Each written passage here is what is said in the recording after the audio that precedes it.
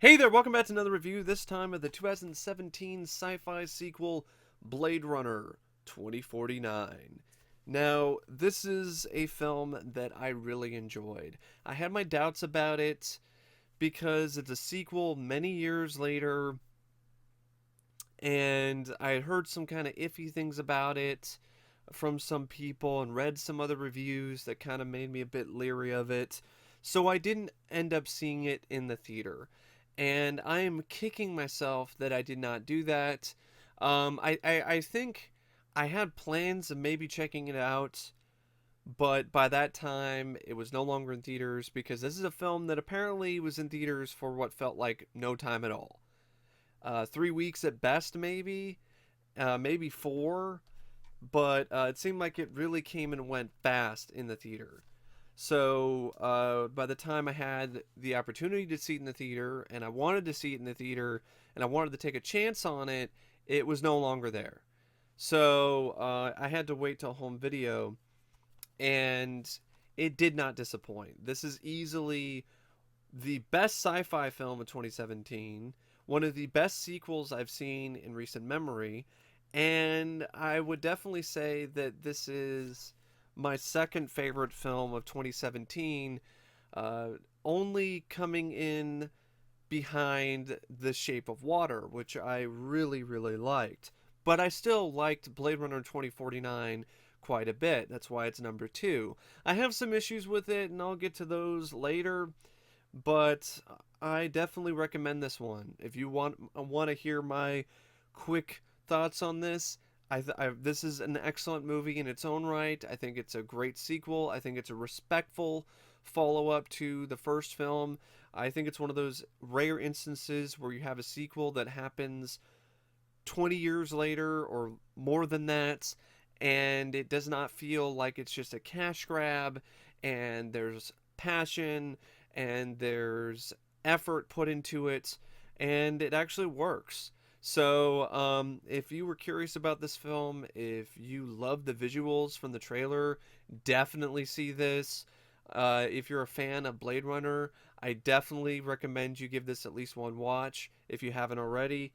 And if you're a fan of just sci-fi in general and the sci-fi noir genre, which there has been a lot of those films lately, definitely give Blade Runner 2049 a look. Now, Blade Runner 2049 is directed by Denis Villeneuve. I totally butchered that last name.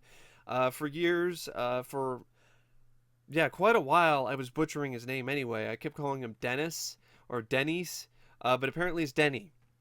It's Denny. It's Denny, and I'm just gonna call him Denny, because I know I'm gonna fuck up his last name. So Denny is a director who I have always been impressed by. I loved his work in Sicario. So I was curious about this film, no matter what I heard from critics or friends, because of his previous work. And this is a tour de force for him. Like, this is easily some of the most impressive direction that I've seen from Denny. This is, and that's saying a lot. This is a director who is right up there on the list of up and coming great directors in my mind, and his direction in this is astonishing.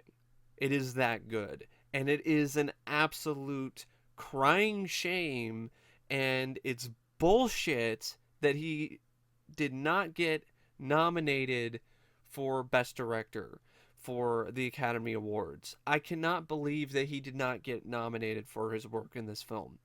The cinematography gets nominated, the visual effects gets a nomination, and those are all well-deserved nominations, but Denny does not get nominated for his direction in this film. He's a big reason why this film works as well as it does, because he put an emphasis on practical effects and sets and miniatures over CGI and green screens. He wanted to spend as much money as possible that was needed to put the best possible product on the screen, to put a film into cinemas that is as close to the look and the feel of the first film as possible. And in order to do that, it had to have a lot of practical sets and have as less CGI as it possibly could. And he totally succeeded in that goal. I highly recommend, if you have this Blu-ray or if you're curious about the behind the scenes of this film, check out the featurette um, called Designing the World of Blade Runner 2049 that's on this Blu-ray, because it really does show you how much effort and how much work was put into creating this film, and how much of it is done practically, and how there was a direct emphasis, there was a total emphasis on practical over computer generated imagery by Denis. And you can tell that when you watch this film. There are definitely some computer generated imagery, and there is some CGI, but when it's there, it works. It doesn't seem like it dominates the screen. It doesn't take over everything. It doesn't erase or try to replace what is done practically. And Denis is also a great director in terms of what he's able to get out of his cast. He gets the best performances out of the cast in the film, and he brings the most out of it in terms of its visuals, in terms of all these different other elements, the themes, the subtext, everything. You could not have picked a more perfect director for Blade Runner 2049 than Denis. And you can tell that he is a big fan of the original of the first film. This isn't really a remake, so he's a big fan of the first film, and you can tell this is a passion project for him, and you can see it in every bit of the screen, and every bit of the film, every reel, every second. You can see that point blank, right front and center. The film also features a screenplay by Hampton Fancher and Michael Green. Now, Hampton Fancher worked on the first film, and I don't think Michael Green worked on it. I think he's a new screenwriter. For the most part, I thought the script was really well done. I liked how they changed things up.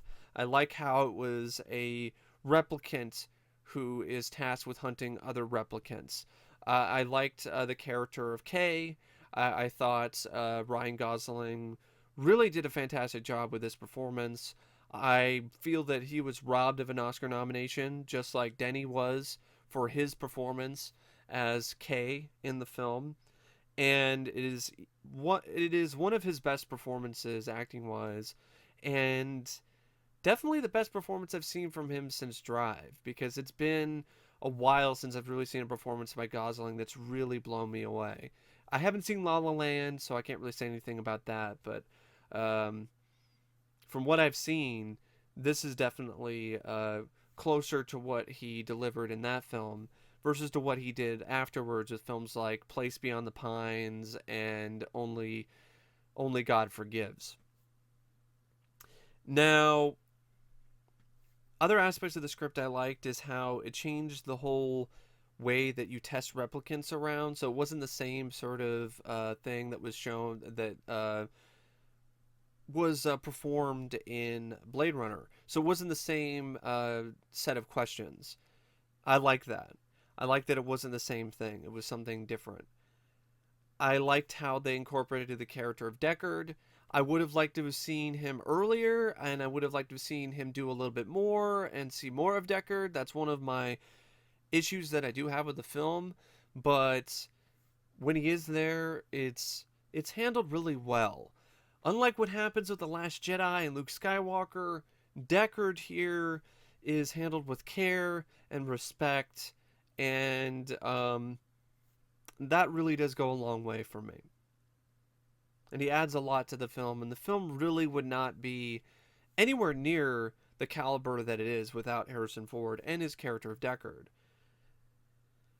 I also liked the character of Joy and how she is this computer-generated companion. I liked how that was an interesting dynamic. Instead of just having another robot or another replicant, it was this computer-generated companion that acts human in a lot of ways and develops a genuine connection with Kay that is very similar to this a connection that humans would have with one another, the connection that a man and a woman would have. It actually felt like genuine love and compassion between those two. Um, I also liked I liked the twists. I liked how things unfold in the story. I liked how they incorporated the character that Sean Young played into the film as well, into the plot. I liked how they incorporated Rachel, and I liked the ending. I thought it was bittersweet, but at the same time, I thought it was earned, and I thought it was very emotionally resonant, and I liked that it tied up some loose ends in a way that I didn't really expect. But it was one of those things that, even though the plot unfolded and unraveled in a way that I was not prepared for, it didn't upset me. I thought it was handled well. And I really wanted to point that out in terms of when it comes to discussing the script, because I really felt that the ending of this film is definitely one of the finest aspects of the movie. As is the dynamic between Kay and Deckard, and Kay and Joy, and also the villain. Uh, Jared Leto, he kind of just was Mr. Philosophy and hipster robo philosopher, so he was there for me. But I definitely did like Love. I thought Love was a very intimidating villain. I thought Sylvia Hoeks was right up there with Rutger Hauer in Blade Runner in terms of intimidation factor. So that was one of the aspects of the film and the script I thought was very strong, for sure. And I liked other aspects of it in terms of what happened after Blade Runner and the blackout and the aftermath of that. I liked how it took the action to Vegas and to an abandoned junk city. I like that. So there are a lot of things that I thought just were really, really excellent when it comes to this script. The only, the issues I have with it, like I said, would have liked to have seen more of Deckard earlier and then have him do a little bit more. I would have liked to had the character of Wallace fleshed out a little bit more and have him do more and have him actually get some sort of comeuppance in the end. He doesn't get that at all. And it's like it's opening it up for a sequel, but there isn't going to be one because it underperformed in the box office. So it's one of those things that's like, you could have given me a little bit more. He's essentially replacing Tyrell, but in Blade Runner, Tyrell actually got some just desserts. He actually was killed by his own creation. And in this, there really isn't anything that happens to Wallace. So it's just left up in the air, and there's a lot of unresolved stuff with that character. Um, that was probably intentional because the intent maybe was to have more films, but that's not what happened. So I had to point that out. I would have also liked a little bit more action. I know this is not an action movie. This is more akin to the first film, which is more of a sci-fi noir thriller, but it's a sequel. It's many years later. It's a bigger budget. I feel that you could have had a little bit more, like a couple shootouts, maybe a couple more shootouts or something, or maybe some fights, another fight or two with the replicants, or something like that, or an extended spinner chase. I really liked that there was a brief spinner chase near the end in the climax, which was really nice to see, but it was brief. It was great, but it was still brief. So I would have liked to have seen that extended some more. And also, there were some aspects of the script where, I don't know, it kind of started to lose me or lose my interest a little bit. And I felt that they could have been trimmed down a little bit. I'm not going to explain them because that's spoilers. And I really don't want to get into spoilers with this review, even though the film, at least not major spoilers, even though that the film has been out for a while and is already on Blu-ray, I just don't want to really spoil it for people who haven't seen it, because I really do feel that it's a film that people should check out for sure. But yeah, it could have trimmed some of those out and would have helped the pacing a little bit. That's one of the issues I also have with it. It's a little bit too long for my taste. It's 163 minutes, which is even longer than Blade Runner. Blade Runner was a little bit over 2 hours, but had a really good pace to it. I think it was a little bit over 2 hours. I don't even think it was actually. I don't even think it was 2 hours. If I remember correctly. But regardless, it had a good pace to it. This, I don't know. There were some times where it meandered around a bit too much for me personally. Um, but overall, though, like I said, it's still a really good movie and one of the best films of 2017 by far, at least for me personally. Like I said, hands down the best sci-fi movie of 2017. Now, the film features a very strong cast with Ryan Gosling as Kay, who like I said, I really felt that this was an Oscar-worthy performance. He really brought this character to life. He did an excellent job playing an android, a replicant. He did an excellent job playing something that was more human than human. And I felt that you could definitely see the struggle that he was going through and how these human memories have affected his daily life and how he goes around and goes about in life. So and how he approaches his job and all these other different things. So I thought it was a very uh, layered performance. Harrison Ford was also really good as Rick Deckard. It didn't really seem like he was just there for a paycheck, which was nice to see because I was kind of leery of that because in the trailers he's just dressed in a t-shirt and jeans. So it's like, excuse me, is this just Harrison Ford's excuse to just get paid and just hang around? But no, that's not the case. He definitely does not pull a Bruce Willis or a Steven Seagal with his role in this film. Ana de Armas almost steals the show as Joy. Just a really beautiful woman and a charismatic character, and I really liked her. And I actually felt sorry and sad when her character died in the film. Sylvia Hoeks as Love, intimidating, badass, don't want to get on her bad side. Uh, I thought she did a admirable job with that character.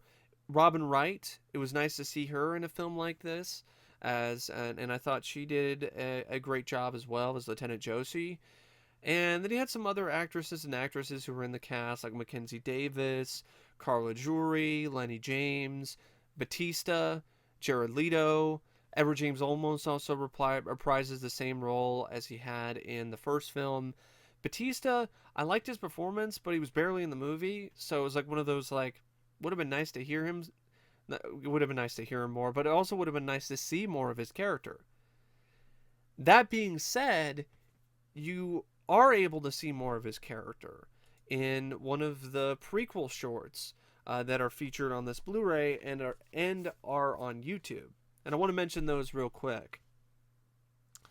The first one is called Blade Runner 2022, or I think, yeah, 2022 or 2023, and it is an anime, and it deals with the blackout that this film briefly mentions.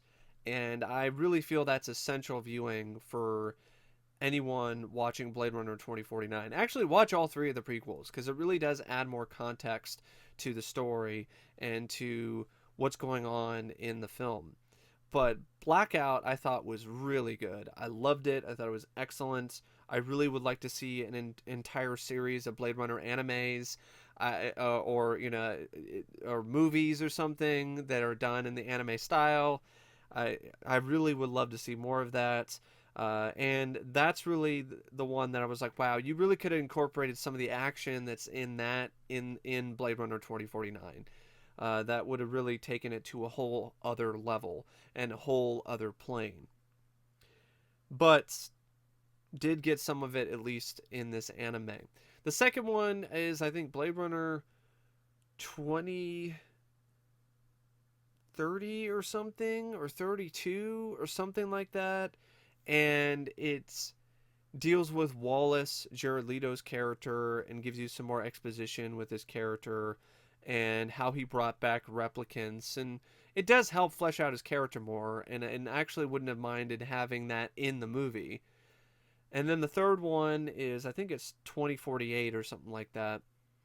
And it deals with the character that Bautista plays. It's a short but sweet one, and I really like that one. It shows Bautista's brutality. It shows that he was he shows that he was a replicant that was aligning himself with humans, but then he got found out, and these people were trying to hunt him down, and then he brutally kills them in a very crowd pleasing way, and that reveals his inhuman origins. And the people who had been with him that he'd been protecting now don't want anything to do with him. So, and they're scared of him, understandably so. So he then decides to leave and go on his own way. So it's one of those things where you definitely do feel some sympathy for this character, and you get to know more about him, which you didn't really know that much about him at all, except that Kay was hired to hunt him down, and he does so in the beginning of Blade Runner 2049. So I wanted to briefly mention those. Those are some nice special features on this Blu-ray. As for other aspects of the film that are worth noting, definitely the score by Hans Zimmer and Benjamin Wallfisch. I really thought it was a excellent homage to Vangelis's work from the first film, and it also stood out on its own. I thought it deserved an Oscar nod as well, especially over the Last Jedi score, which wasn't really that impressive. This added a ton of mood and atmosphere to the film, and just sounds totally like Blade Runner. It fits the world and the realm of the film, the first film, and of just Blade Runner in general, like a glove. I really like that score. The cinematography by Roger Deakins. Now that is something that absolutely deserves the Oscar. I could see maybe Shape of Water getting a slight edge, but I can see them being neck and neck, and I can take either one when it comes to the Oscar for cinematography. This film is a beautiful masterpiece to look at on more than one occasion. I just love so many shots in this film. The look of Los Angeles in 2049. The shots in Las Vegas I especially love. I really like the way that those are shot. The one where you have these two women, these two faces of these women who are looking at each other amidst all this desert landscape. There are so many shots that are just jaw dropping, absolutely breathtaking in terms of the cinematography, and a lot of that also would not be nearly as spectacular without the equally as admirable and the equally as amazing production design and art direction, which I definitely wanted to mention as well. And I'm actually going to look up who did the production design and art direction, because I don't want to forget to mention who is responsible for this just remarkable work, because it really is a remarkable work. And I think they're being nominated for Oscars as well, which they definitely do deserve. All the nominations. They deserve all the nominations for production design and art direction. So I'm just looking it up real quick. Okay, art direction. You have David, production design by Dennis Gassner. So Dennis, kudos to you, as well as kudos to all of these people who worked on the art direction. David Duran, Ben Erdely, Lydia Fry, Paul Inglis, Tibor Lazar, Rod McLean, Gurgly Reiger, and Stefan Speff. So I definitely want to give them all their just desserts. And by just desserts, I mean Give them all the ice cream, give them all the accolades. They deserve it. Speaking of other crew members who and production team members who deserve accolades, Joe Walker, who edited this. It is a long movie, but it features some really impressive edits and some really great shots. Seems like there's a lot of stuff that was done in one take or stuff that was done on set, which is really nice to see. And even though it was long and it did have some pacing issues, I didn't find it to be terribly boring or dull. And that's a testament to the editing as well as the writing and direction and all of different factors, a bunch of different factors. But editing is definitely one of them. Yeah, the film's 163 minutes, but like I said, it could have been extremely dull and boring, but it wasn't. Had its moments where it kind of lost me a little bit, and I felt they could have improved upon that, maybe cut some stuff out. But other than that, I thought it was still a fairly well paced film despite its long running time. I really don't know what else to say about Blade Runner 2049, except I want to mention some things about this Blu ray. Now, the film looks fantastic. I know there's a 4K release. I don't have a 4K player. I have no desire to get a 4K player. I think that format is going to die pretty quickly.